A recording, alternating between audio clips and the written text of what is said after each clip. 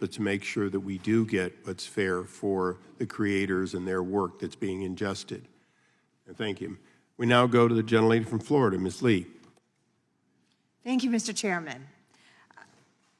Mr. Huppy, I'd like to return to your testimony in a subject that we touched on earlier and hear more about the distinctions between United States artists and foreign artists and how they are compensated, performance rights, royalties. If you would go back to that and tell us a little bit more about the distinction, how does the United States compare with other countries with respect to foreign performance rights and how artists are treated? Sure. Thank you, Congresswoman. That is a very excellent question.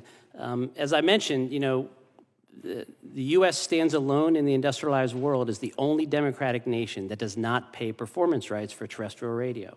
It puts us in the company of Iran, South Korea, Cuba, and others. And because of that, because we don't compensate for that fundamental right that every other democratic industrialized world does pay around the world, because we don't do that here, as a penalty to our creators, like Mr. Travis, as a penalty, many countries overseas do not pay us that similar right in those countries. We estimate that artists are missing out on up to $300 million a year because of that lack of a reciprocity. And that's tremendous injustice that has existed for 100 years, and it's what we hope Congress will fix.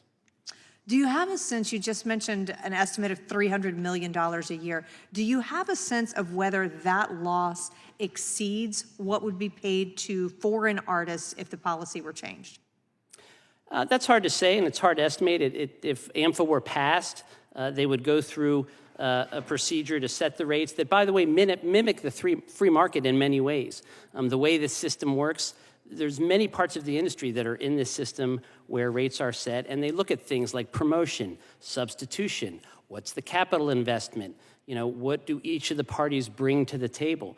So the attempt is to set a rate that as closely mimics the free market as possible. So it's impossible to sit here and say whether there would be a positive balance of trade one way or another. But I can tell you at the end of the day, this is fundamentally about just making sure that everyone deserves to be paid for their work. We have a lot of discussion up here about exemptions and foreign regulations and how the FCC does different things. I would argue that all of those sort of hide the ball. This is about as basic a concept and an American ideal that you can think of.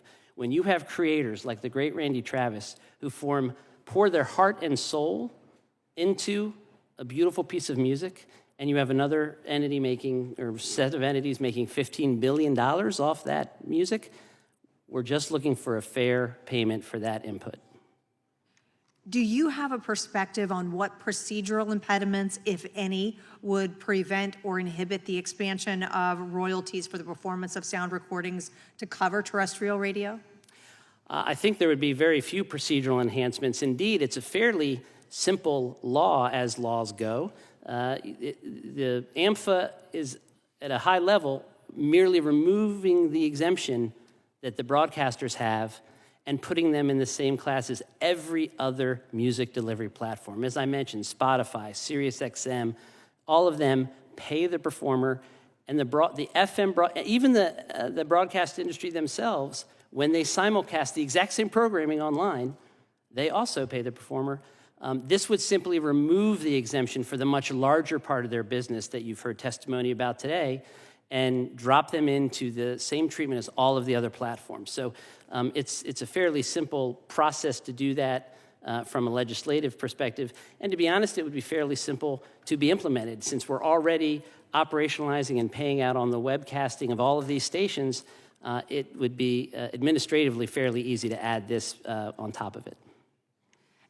Now, Mr. Laurel, counter viewpoint, I'd like to hear from you. You mentioned something a moment ago you referred to as stuff the bus, which I think is reflective of really the greater community impact and community commitment that you see from some of these local broadcast radio stations. Tell me a little bit more of that. If the top line revenue is not growing, describe for us in a little more detail what you think is the impact or the overall loss if we were to make this change.